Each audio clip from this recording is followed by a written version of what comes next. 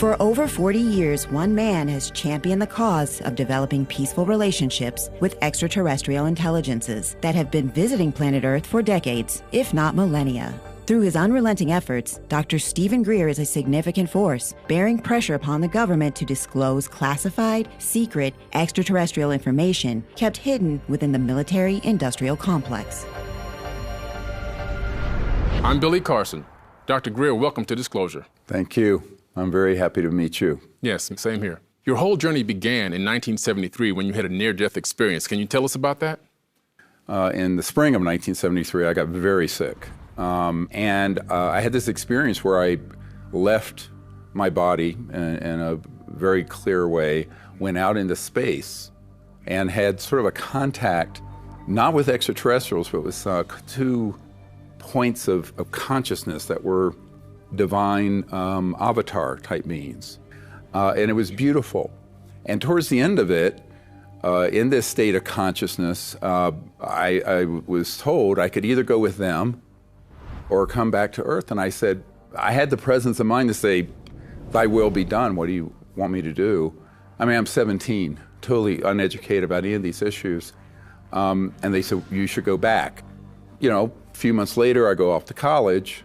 And in 1973, in October, I'm up in the mountains of North Carolina meditating, and just before sunset, and I'm up at 5,000 feet, and I see this right before I sit to meditate. I look over towards the southwest, and there's a seamless metallic disc. And it's the same disc I had seen when I was 8 or 9. I'd seen one of these ET craft when I was a very young boy, with my twin sister and some other people in my neighborhood in Charlotte, North Carolina.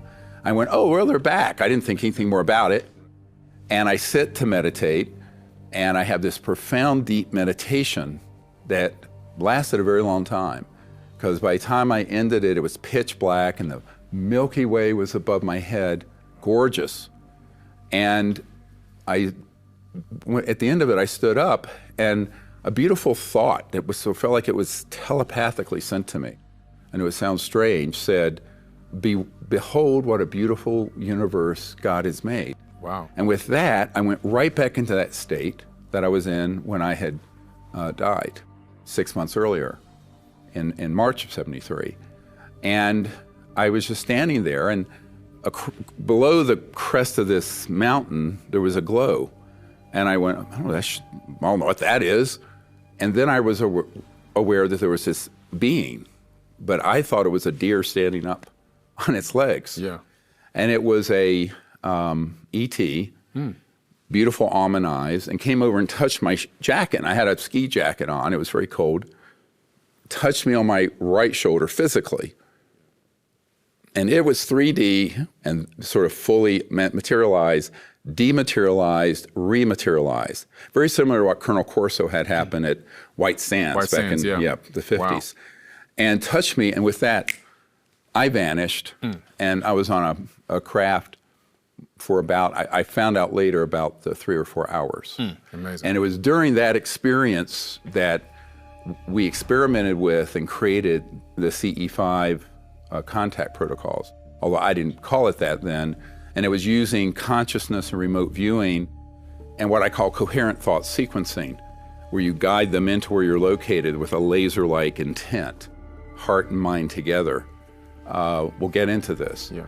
And that is really how the CE5 contact protocols got started. Wow. And it was fascinating. And that really began my whole experience within 6 months of near-death experience, exploring consciousness, and then from there, sort of creating the CE5 contact protocols where humans make contact with these civilizations directly. Wow. And it was all because of this sort of amazing consciousness exploration that happened. Can you describe these beings and exactly what you learned? Mm-hmm. Well, it was interesting because everyone has all these caricatures of these beings. They didn't fit any of the caricatures. And in fact, there were different types of beings. So there were one group that were maybe 39 inches tall. I mean, very like less than 4 feet, a little over 3 feet. No hair, The other ones were very tall and sort of luminous. There was a group that had very triangular kind of heads, like a praying mantis. Right. Later, I found out that these are master healers in the cosmos from a planet where they're very renowned for healing. They have specializations of capabilities, but very much work together. It's very much opposite of what the UFO lore is in mythology. Yeah. But most of the experience was not linear. It was, you're sort of dematerialized out in space. And what was interesting, if you're sitting in this craft, you think, well, there are walls, like in this building. No, you're looking as if you're floating in a bubble that's translucent. With some kind of force field? Because I think it has to do with extremely advanced fiber optic type systems in the shell of the craft. So you can be out there and it looks exactly like you're just floating freely, but you're not. You're actually in a structure, an environmentally controlled structure. That's incredible. Yeah. Most of the time, to be honest with you, was spent me teaching them what it was like for a young man of 18, to experience cosmic consciousness on Earth and how that could be used, these states of consciousness, to communicate in the future. And I knew it would be something for the future, but at that time I didn't know. I had no real sense of the timeline of when I would start the projects that so we for run these now. beings, this was more like an exploratory consciousness experiment. Would you say that, or? We were co-creating these protocols for future use, very specifically. I knew it was for future use.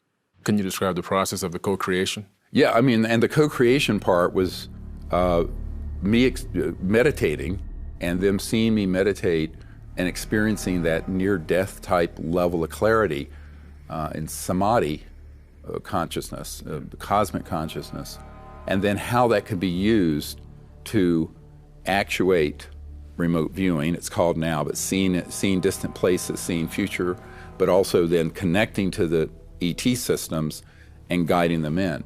And what I learned is that they have, and we'll get into this more, they have technologies that interface with the consciousness field and directed thought, not random thought, but what I call coherent thought, as clearly as we pick up a radio frequency from our cell phone or TV station. So those civilizations that are interstellar, they have to, by going faster than the speed of light, they've had to explore transdimensional physics, including faster than speed of light communications, which exist, and classified projects have worked on these. But those civilizations have perfected it to a level of really profound accuracy. And so this is something that, I experienced. I didn't understand it. I mean, obviously, it's taken me 40-some years to sort of unpack that, because intellectually I didn't understand it. Experientially, it was very simple. You connect to the fact that you're awake. You connect to that aspect of consciousness that is this field consciousness that's unbounded, infinite. You then can see any point in space-time, and then when you connect with an ET craft or person, you then zoom in and show them where you are. And that's it. It's very simple. Right. But also, it was under this sort of ethical premise of universality, that we're all one being. And I realized that, well, they're strange and they're different from me. Of course, we still have racism on this planet and everything else. But from their point of consciousness, it's like, what's the color of consciousness? What's the gender of consciousness? What's the ethnicity of consciousness? Right. Of that basic universal field of consciousness. Well, it doesn't have a color. It doesn't have a gender. It doesn't even have a planet. It's not even humanism. It's universal. Right. And so that, I realized, was something that these civilizations absolutely understood at not only from the point of view of their paradigm, but from their operating systems. Interestingly, this continued, where I was up in the mountains, North Carolina, and before I'd go to bed, I would do these protocols. Just see if this works. Right. Every single night, the rangers and police would report UFOs all over the area. And I finally realized I shouldn't do this without having some purpose.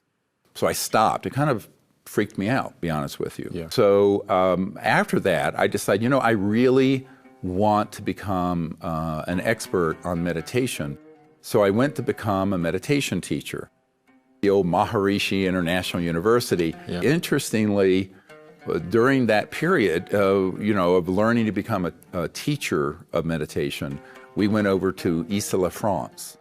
And it's up in the Maritime Alps, up above Nice, near the Italian border.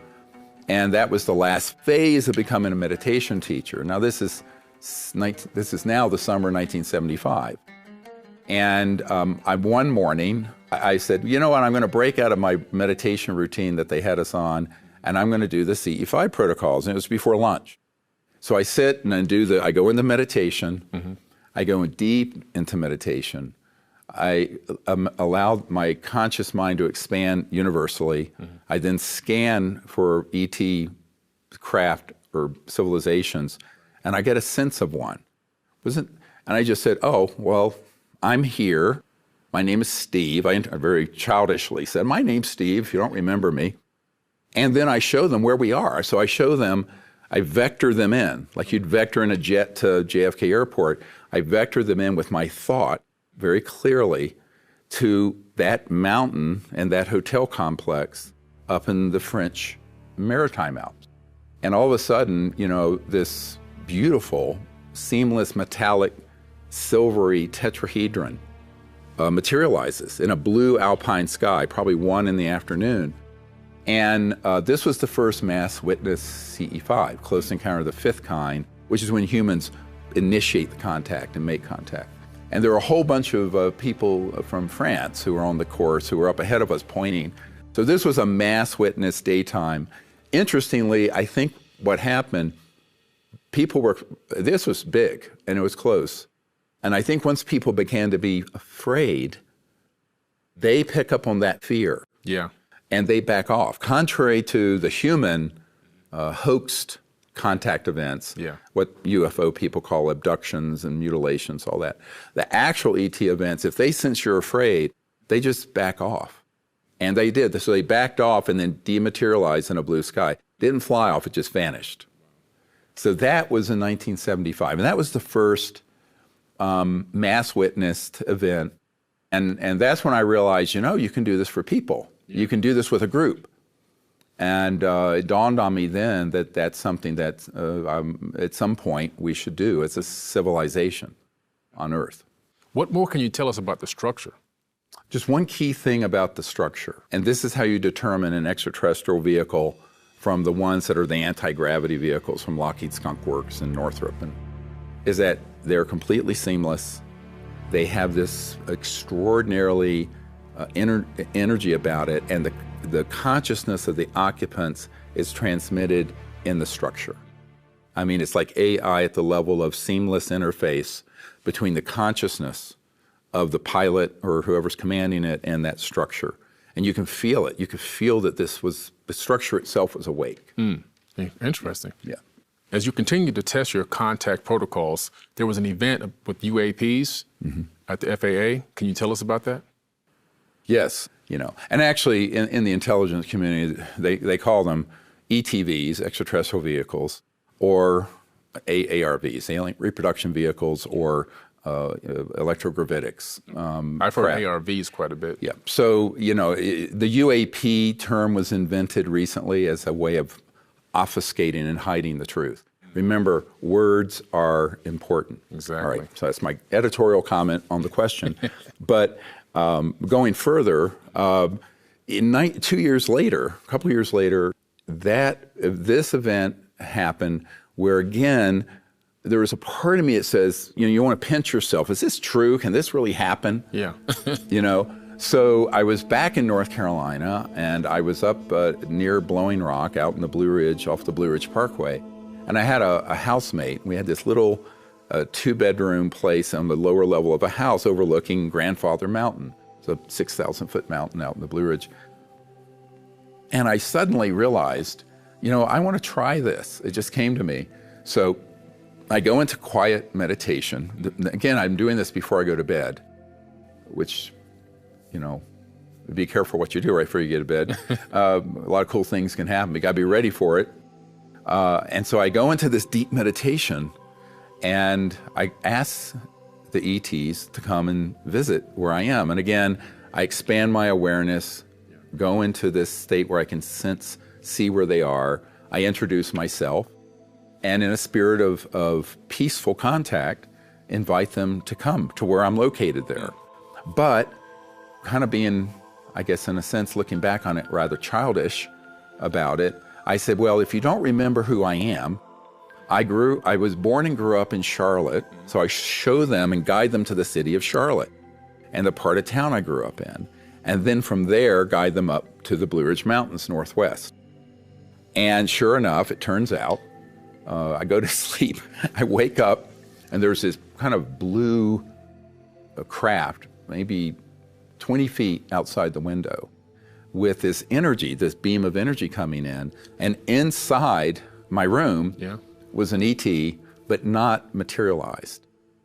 I could sense it, its intelligence, and it was there. Now, my roommate at this point, who's in a bedroom next door, wakes up and sees this craft right outside the window and can feel the consciousness of this ET in the house. Wow. So he comes running out and runs in. He says, "What did you do?" And he's like, but he was very upset in a sense about it because I hadn't warned him I was going to do this.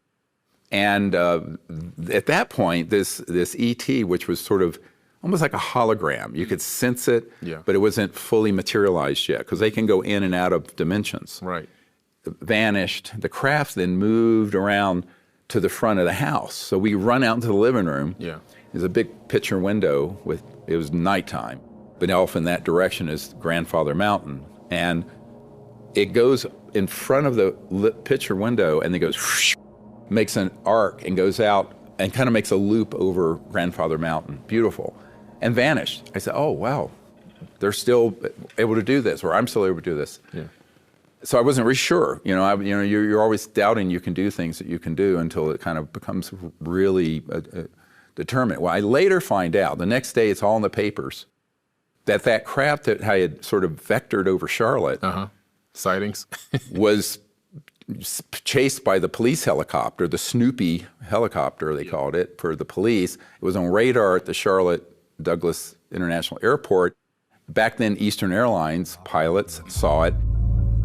Snoopy 2, no sir, I'm not painting a target right now. Everything, Roger. We got something out here flying around. I don't believe it's flying saucer, but it ain't an aircraft, but I don't know what it is. Sounds like a close encounter. Everything, Roger. And I had someone inside the FAA take that tape, and I have it. Oh, wow. It's actually, part of it is in Close Encounters of the Fifth Kind. And that was the ET's way of saying, you can be very specific in what your guidance is in the stream of coherent thought, the sequencing of coherent thought, which is what I call it, to guide them, because they were saying, yeah, we picked up on the fact that you said go here and then come here. And they went there and then came up to the mountains. And I went, that was a really teaching moment. I share these things because they're teachable moments of the specificity that these civilizations have to follow specific information. And it's quite magical and beautiful. Yeah, that's incredible. I mean, they're literally picking up your consciousness and taking direct communication or instructions from that and then following through with it. Yes, if you're clear.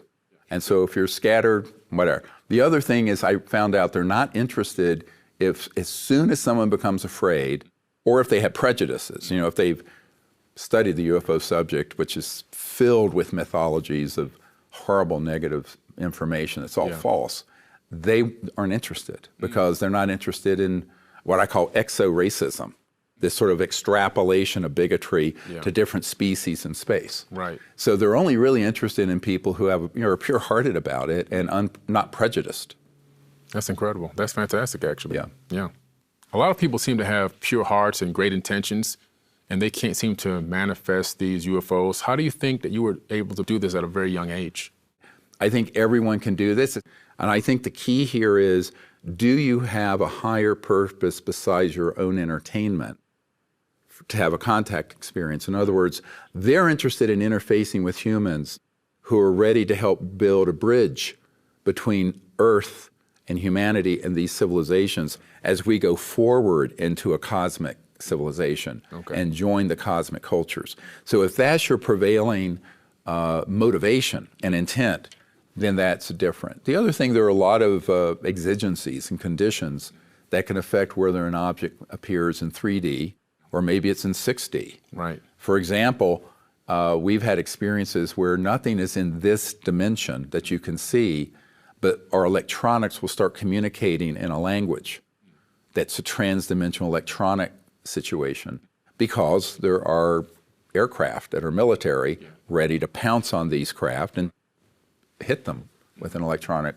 directed energy weapon. Exactly. So I think that there are a lot of conditions. I don't think that it's unique to me at all. In fact, we did an ethnography looking back and found that there were many, many people who had done, had close encounters of the fifth kind types experiences. And in ancient cultures, whether it was drumming or chanting, they would get into a state of coherence as a group and have a contact experience, the star people. So in reality, I don't think this is new. I've simply sort of articulated and formulated a series of protocols so people can, have something to start with. And I say whatever I put out, honestly, it's to start with, and then you make it your own. I'm not at all attached to this is how like it a guide plan with parameters for you to go, okay, these are the fundamentals that we need to operate under to be able to actually do this. Yeah, and ultimately, I tell people that this state of unbounded pure consciousness is the hub of the wheel of life, the silent, unbounded, peaceful. And if there are 8 billion people on this planet, there are 8 billion spokes into that hub, and each one's unique. And so whatever tradition you follow, you adapt it to yourself because you're a unique, resonant being. There are no two beings in the cosmos identical. And so you make it your own. But the protocols are, the CE5 contact protocols have been developed to be very universal. Anyone can do it. If you believe in yourself and believe it's possible, you'll be able to do it. And if you think about everything we've accomplished in our lives, it's like that. As a medical doctor, if I really thought I couldn't put that chest tube in a trauma case or whatever, I'd glitch. So you have to believe you can do it. You have to believe it's possible. And once you affirm to yourself in positive thinking that you can do it, you can do it. Absolutely. Yeah. But this is where we're going to get into in this course we're doing on Gaia. I really am going to do a deep dive also into what are the different phenomena that happen. Not, how does this appear? What are the manifestations of these advanced civilizations?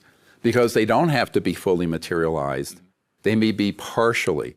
It's very unusual, the kinds of things that happen, because everyone's expecting something like out of a science fiction movie. Of course. But actual contact is much more beautiful in a way, but nuanced. And you have to understand what I call the new cosmology, where we bring not only the cosmos together, but understanding consciousness, the worlds of light, the astral worlds, the interface between those dimensions and the material 3D cosmos, and how an interstellar civilization is phasing in the gap between 3D and conscious fields. Boom. So there is a big science to learn here. And unfortunately, everyone kind of wants to use this as sort of caricatures of things that happen in contact. And the actual experience, having done this now for, long time, 47 years or something, 48. And also for the last 30 years, I've led contact teams all over the world, and thousands and thousands of people with thousands of interactions. It's the sort of diversity of experience that happens. It's the full spectrum, from full 3D, ET physical beings near us, ones that are not quite in this dimension but come around the circle and touch you on the shoulder. All kinds of phenomena. Do you think that some of them can even go into the multi-spectrum, like ultraviolet or gamma ray frequencies where the human eyes just can't see? Great question. Yes, absolutely. And this is why the new cameras with the CCD, the light gathering cells, will pick up an object or a being that our eyes can't see. Our eyes see a very narrow range of energy. And everything's energy, right? And beyond that, everything is consciousness.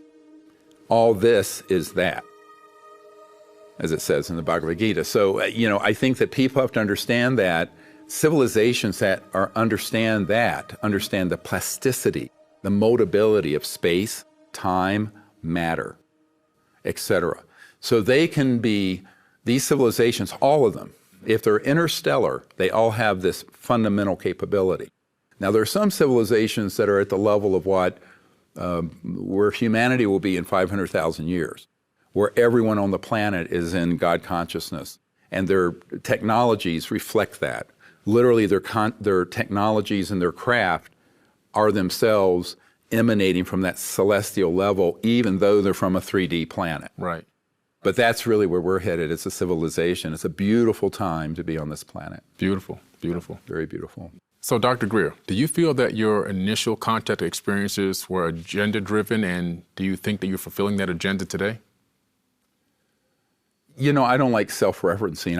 Everyone has a role to play.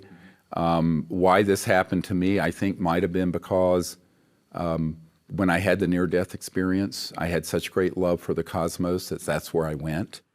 Now, you can argue, how all this, this gets into the question of free will and choice or fate and predeterminism.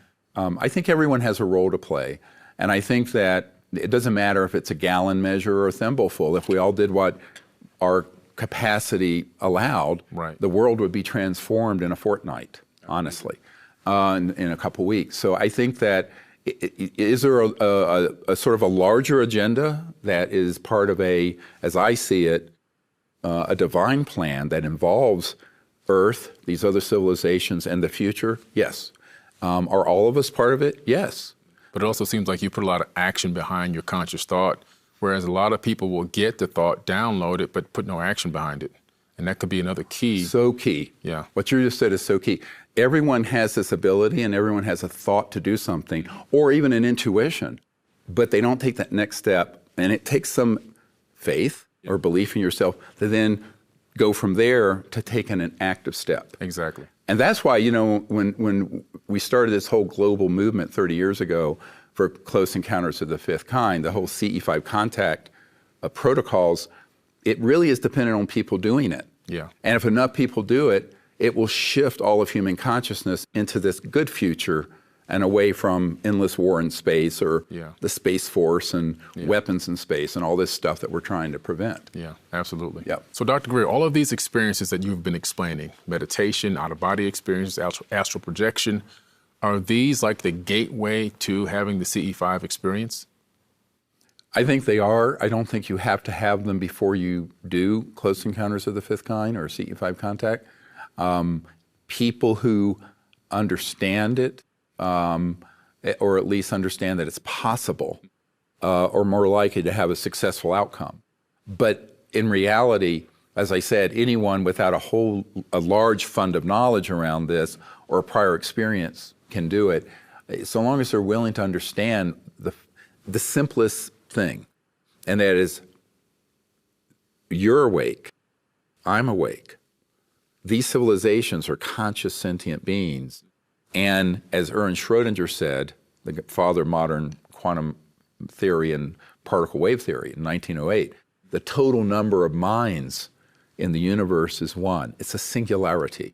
So once you understand the singularity of consciousness, then all of this is demystified, that it makes total sense, because we're all folded and connected to each other, not in a distance linearly, but instantly. And once you understand that, and you understand that these extraterrestrial civilizations not only understand it, but have to utilize it routinely in their scientific and interstellar communications and what have you, then it makes sense that this would be possible. Yeah. And so for that reason, I think knowing about this, and this is why the Gaia audience, I think, would be very advanced in being able to understand this and begin to practice it. But as I've said, every ordinary person can do it. And I think the beautiful message in that is all of us have the totality of all these states of consciousness and dimensions within us.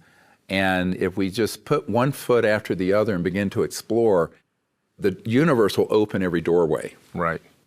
Fantastic. I'm looking forward to it. I'm Billy Carson. Thank you for watching Disclosure with Dr. Steven Greer.